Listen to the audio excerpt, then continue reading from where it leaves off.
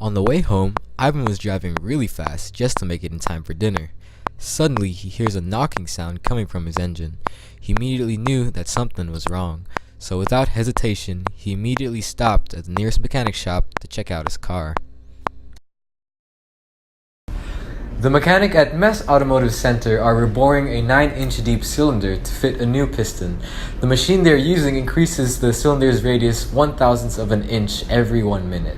How fast is the cylinder volume increasing when the bore is 4.47 inches? So we're asked to find dV/dt because it's asking here how fast is the cylinder volume increasing when the bore is 4.47 inches. Now it's important to understand what exactly the bore is talking about. Now, if you understand the problem, the bore is actually the diameter. This is the diameter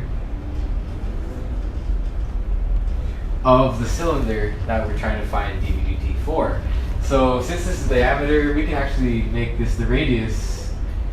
Our radius would be equal to 2.235 inches. Okay, so now that we have that actually listed down the given here already, the height is 9, and according to that part it says 9 inch deep, so that's 9 for the height. And dr/dt, 0.001 inch per minute.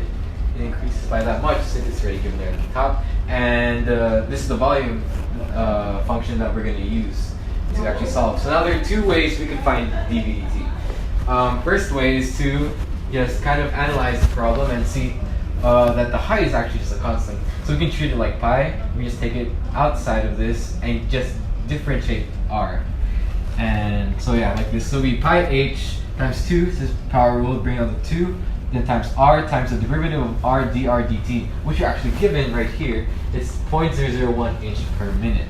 Now when we write everything out, it would be pi times 9, which is the height right here, times 2 times 2.235, which is the radius over there, and times 0.001, and our answer would be 0.1264 cubic inches per minute. Now, an alternative way we can approach this problem is thinking that we can actually apply the product rule. So when we do this, do dV/dt, we can take out the pi and then just kind of use product rule for r squared and h. So the derivative of r squared is 2r dr/dt, then multiplied by h, then plus dH/dt, which is the derivative of h, and times r squared. Now the thing is, we do realize that h is a constant. Therefore, dH/dt is 0 since it does not change, therefore it's a constant. So 0 times r squared is still 0, and we end up with the same equation that we did here last time. So basically have the same answer, 0.1264 cubic inches per minute, and that's how you solve the problem.